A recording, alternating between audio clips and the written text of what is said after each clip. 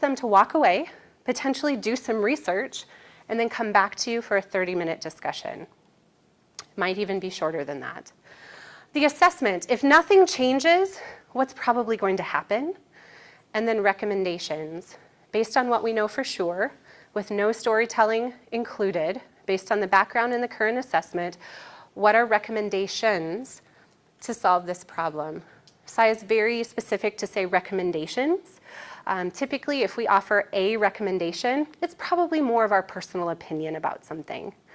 But to get our staff, our leaders, really thinking what does it take to become the best of the best, to get them out there researching a little bit and developing several recommendations is really helpful. It helps them learn how to network as well. Once they're doing that, they pass that along to their teams also. So a situation we had with a leader at Regional Health, she took the reality-based leadership course with me months and months ago. And one of the things that we do with our leaders is really kind of have them call us or stop in and let us know how this new philosophy is working for them. And I got a call one day from this leader who said, Jamie, I need a mulligan. I need a do-over. And I said, well, what's that look like? And she said, my supervisor, my nurse supervisor underneath me, came to me, asked me if I had a minute. 2.5 hours later, so done, drama quotient for the day, right? One conversation. 2.5 hours later, we had 0 solutions. She was in tears. I wanted to go to bed, right? And then what happened? Nothing. There were no results. There were no solutions. There were no action items. Because of the drama that I fed into during that meeting, 4 other people got involved. And I did what you asked me to, Jamie. I counted those hours up. And over the last several weeks, 6 people were involved for a total of 92 hours of drama. Can any of you relate? It spreads quickly. Yeah, there was actually a staff meeting about this drama that was just simply allowing people to vent about it with no solutions offered. So 92 hours later, 6 caregivers later, they had no solutions. So I said, why don't you try this on for size? Let's take out the SBAR tool, offer this to this person the next time they come to you, because they will, right? And she's like, oh yeah, it'll be a matter of days. They'll come back, I promise. Next time they come to you, let them know that you're happy to carry this conversation on. Right now, you only have about a minute. That you're happy to carry this on, that you'd like to schedule something, say it's a Monday, you'd like to schedule 30 minutes on a Wednesday, but you've got an assignment for her to complete. You'd like to know, again, in 1 to 2 sentences, what's going on. The drama that was happening here is they were short-staffed on the floor in the department. Significantly short-staffed for about the next 3 weeks or so. And how they were all going to heck in a handbasket because of it. Right? Just terrible outcomes were going to happen. It was terrible for them. 1 to 2 sentences, why is this happening? A couple sentences on the assessment, and I'd like you to bring me, she said to her supervisor, 2 or 3 or 4 recommendations on what you could do to make this better. What would great look like? So she came back on a Wednesday, right? This person did come back to her. A couple days later, she came back with the following SBAR completed. Situation, I know this text is tiny, I apologize. Situation, over the next 3 weeks, we will have 38 nurses available, including several PRNs, to cover the floor. A full nursing staff for us is typically 49, right? We're short-staffed. Background, we currently have 3 nurses out on LOA, 2 on PTO, and 6 open FTEs. They also found that a lot of those open FTEs was a result of turnover because of all the drama on the floor, right? The assessment, you know what she said? I really thought about this. This is causing our floor problems. If we do nothing, we risk patient safety, potentially caregiver burnout. The last time this happened, the entire team suffered personally and professionally for lack of proactive planning. Several nurses had to cancel important educational opportunities that they'd been looking forward to for months, and we had to put strategic planning on hold. Real life for many of us, isn't it? Yep. So recommendations, she came with several.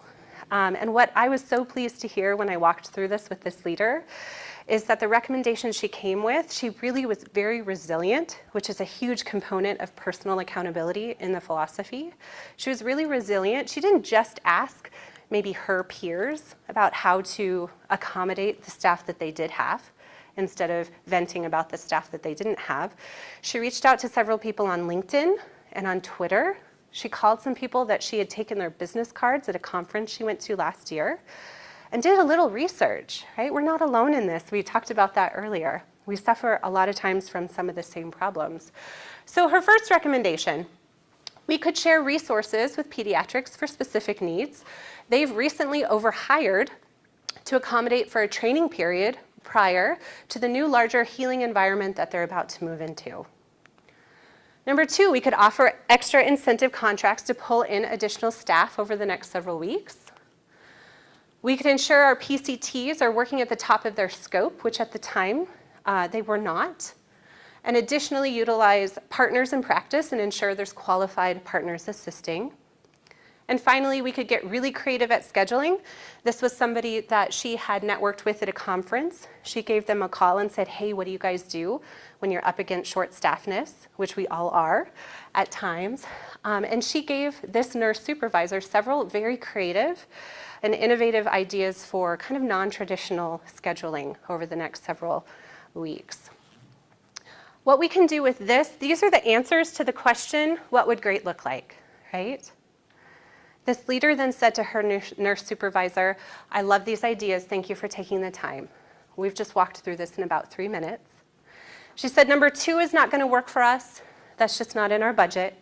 But I love 1, 3, and 4. I trust you and you're empowered to use either one of those or a variety of them to make this work. Go be great. That nurse supervisor pulled together a team, called many of these people back that she'd gotten some of these ideas for, set out a plan, and over the next 3 weeks, and now this has been months and months ago, they have not suffered, right, from being short-staffed. Engagement on that floor has gone up, empowerment on the floor has gone up. Idea sharing is now a thing that's normal and not something we might do once we get upset enough about things. And so this SBAR exercise is really beneficial. If you are a leader who has an open door policy and maybe has listened to a lot of venting in the past, it's a bit of a difficult transition to work toward sympathy into empathy, whereas empathy is, I hear you, I see that you have a full plate, and I'm gonna call you to greatness. That's really the reality-based philosophy. It's a bit awkward. It's difficult conversations sometimes, but it really is leading to great results at Regional Health. I've seen it. I've read dozens of case studies of Wakemans as well. These are great tactics to use, and we'd love to talk to you more about them. We'll give you some resources when we leave here today. So Joey is going to talk just a tiny bit. We are now, as she said, close to go live in optimization for Epic. This is really kind of a partnership between reality-based leadership and our talent development department, and we're calling it reality-based organizational design. Thank you. So as Jamie said, we're going to talk about organizational design next. And while Epic, you've heard from me earlier, has brought its challenges with drama, it's also opened the doors to many, many great opportunities for Regional Health. One being the opportunity to implement a new organizational design system. So we've taken best practices and research along the lines of organizational design and implemented an 8-element system. So essentially we are using this system with various departments across Regional Health, initially being the one that's really been working to lead the way with the Epic implementation. Because with this, we are identifying formal and informal areas that impact organizational design. So like I said, another opportunity coming out of that is identifying existing barriers in current state and working through continuous improvement to mitigate those in order to be successful and continue our journey towards the best healthcare system in America. So when we're utilizing this system, it's really intuitive. So our leaders are able to click onto each of these areas, and there's a set of questions that they're able to answer, and it's essentially an assessment, right? So as a leader, we're able to assess, how are people committed to Regional Health and to our department? How are people making decisions or informed of decisions? What are some of the norms? Is our current state norms ideal? Is that what great looks like? And if not, what are the next steps that we're going to take? So for us in talent development, we are assisting and facilitating this org design process through regional health, and that includes coaching, intervening, and assisting with identifying next steps in order to get our departments to their future ideal states. It's super exciting, sorry. Do you guys have questions about this? It's just really an awesome process to utilize, and it's an amazing opportunity, not just at regional health, but the ability to utilize organizational design in a way, it's your reset button, right? So it's a great opportunity to assess where things are, the 8 elements, and specifically diagnose through this assessment where areas you would like to improve for your team, your department, and then specifically intervene with those to bring your department up to that ideal state. Does that make sense? Awesome. Any questions? Yes. So is this an assessment they would retake to gauge the level? Yes. Yep. So it's in electronic, so it's stored and is able to be revisited in order to assess that continual improvement in learning. Absolutely. Anything else? Okay, well, I'll take other questions afterwards if you guys have them. At this point, I'm going to turn it back over to Jamie to just wrap up a few more things about takeaways from our implementation and really the key takeaways for reality-based leadership. And I know you're left-handed. So. Yeah, I'm a lefty. So the philosophy, reality-based leadership, there are 3 books currently out there. It's an 8-hour course that we offer to our leaders and to our caregivers in the form of reality-based rules of the workplace.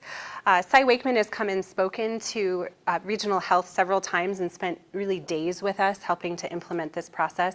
We've learned a couple of things that we want to share in closing with you if this is something you'd like to learn more about.